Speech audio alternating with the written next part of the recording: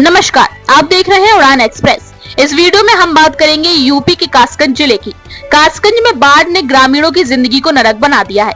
इसी बीच समाजवादी पार्टी की राष्ट्रीय प्रवक्ता जाहिदा सुल्तान ने खुद मोर्चा संभाला और बाढ़ पीड़ितों की आवाज सरकार तक पहुंचाने के लिए कलेक्ट्रेट पहुंची। मुद्दा सिर्फ राहत का नहीं बल्कि ग्रामीणों की जिंदगी बचाने का है। क्या है पूरा मामला, आइए हम आपको विस्तार से बताते हैं।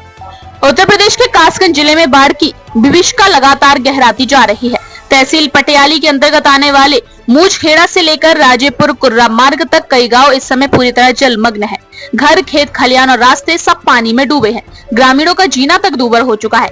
इसी बीच समाजवादी पार्टी की राष्ट्रीय प्रवक्ता जाहिदा सुल्तान अपने प्रतिनिधिमंडल के साथ कासगंज पहुंची और बाढ़ पीड़ितों की समस्याओं को लेकर प्रशासन को ज्ञापन सौंपा। जिलाधिकारी कार्यालय पर ग्रामीणों को लाने के लिए उन्होंने खास व्यवस्था भी की। बताया गया है कि पीड़ितों के लिए विशेष वाहन भेजे गए थे ताकि सैकड़ों संख्या में प्रभावित लोग अपनी व्यथा कलेक्ट्रेट तक पहुंचा सके। प्रतिनिधि मंडल ने अपर जिलाधिकारी को जो ज्ञापन दिया है उसमें कई गंभीर बिंदुओं का उल्लेख किया गया है। सबसे पहले मांग ये थी कि प्रभावित परिवारों के लिए राशन, दवाइयां और अस्थायी आवास की व्यवस्था तत्काल सुनिश्चित की जाए। साथ ही बाढ़ पीड़ित इलाकों तक राहत सामग्री पहुंचाने के लिए नावों की संख्या बढ़ाई जाए। स्थानीय ग्रामीणों ने प्रशासन को आगाह किया कि हर साल बरसात के मौसम में यह स्थिति दोहराई जाती है। पानी भरने से बीमारियों का प्रकोप बढ़ता है और जल जनित रोग के चलते 10 से 20 लोगों की मौत तक हो जाती है। इस बार तो त्रासदी और भी गंभीर हो गई है। हाल ही के दिनों में अस्पताल न पहुंच पाने के कारण 2 मासूम बच्चों की मौत हो चुकी है। कई बीघा फसल बर्बाद हो गई है। राशन और जानवरों का भूसा तक पानी में गीला हो चुका है।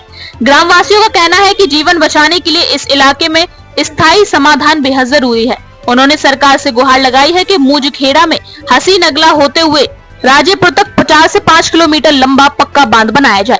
इस बांध से न सिर्फ लोगों की जान सुरक्षित रहेगी बल्कि हर साल होने वाले फसल और संपत्ति के नुकसान से भी बचा जा सकेगा। ज्ञापन में फसलों की बर्बादी पर उचित मुआवजे की मांग की गई है। साथ ही नगला, जय किशन और पदम नगला जैसी टूटी पुलियों के भी पुनर्निर्माण को लेकर जोर दिया गया है। ग्रामीणों ने स्वास्थ्य सेवाओं की दयनीय स्थिति पर विशेष चिंता जताई। मांग की गई है कि प्रभावित गांव में डॉक्टर्स की एक मेडिकल टीम बनाई जाए जो निर्धारित समय पर पहुंचकर ग्रामीणों को इलाज दे सके। इसके अलावा रात में आपातकालीन स्थिति के लिए एक अलग रैपिड मेडिकल टीम गठित की जाए। सपा प्रवक्ता जाहिदा सुल्तान ने पीएम आवास योजना के तहत बाढ़ में पूरी तरह नष्ट हो चुके मकानों के पुनर्निर्माण और आपात राहत सहायता उपलब्ध कराने की पुरजोर मांग की।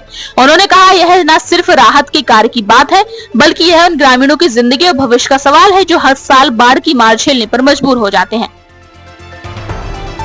जो प्रभावित हैं और पूरे गांव ही वहाँ पे रह रहे हैं और इस वक्त समस्या से जूझ रहे हैं। वहाँ लाइट नहीं है, खाने का साधन नहीं है और पानी जितना पिछले सालों में भरता था उससे बहुत ज़्यादा भरा हुआ है। और जब बारिश होती है तो वो पानी का लेवल और बढ़ जाता है। आज भी बारिश हुई तो ये सब लोग वहाँ से आए हैं तो इन लोगों को 3-4 घंटे लग गए वहाँ से बाहर निकलने। क्या मांग की गई आपकी तरफ से?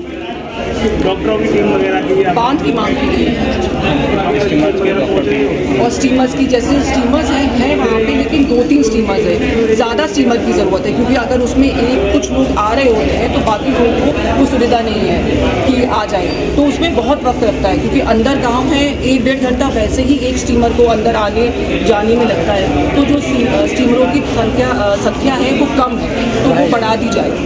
और डॉक्टर जाते हैं तो लोगों को पता नहीं चल पाता कि किस समय पे डॉक्टर पहुंच रहे हैं। तो हम लोगों ने ये मांग की है कि एक निर्धारित समय और एक जगह करनी जाए जहाँ पे जब डॉक्टर आए तो सारे लोगों को पता चल जाए और वहाँ पे पहुँच जाए। गौरतलब है कि कासगंज में गंगा नदी का जलस्तर लगातार बढ़ रहा है और इससे कई गांव जलमग्न हो चुके हैं। करीब 30 से अधिक गांवों का सड़कों से संपर्क तक कट चुका है। लगभग 5000 हेक्टेयर फसल बाढ़ के पानी में डूब गई है जिससे किसानों को भारी नुकसान हुआ है। प्रदेश में 22 जिलों में बाढ़ का प्रकोप है, इसमें कासगंज भी शामिल है। आधिकारिक आंकड़ों के अनुसार लाखों लोग प्रभावित हुए हैं। योगी सरकार ने राहत कार्य तेज कर दिए हैं। 550 नावों, मेडिकल टीमों और राहत सामग्री के पैकेट गाँव-गाँव तक पहुँचाए जा रहे हैं। बाढ़ शरणालयों में अस्थायी रूप से हजारों लोग रह रहे हैं। मुख्यमंत्री ने अधिकारियों को निर्देश दिया है कि बाढ़ पीड़ितों को पूरी तरह सुरक्षित स्थानों पर शिफ्ट किया जाए और उनकी हर आवश्यक सुविधा सुनिश्चित की जाए।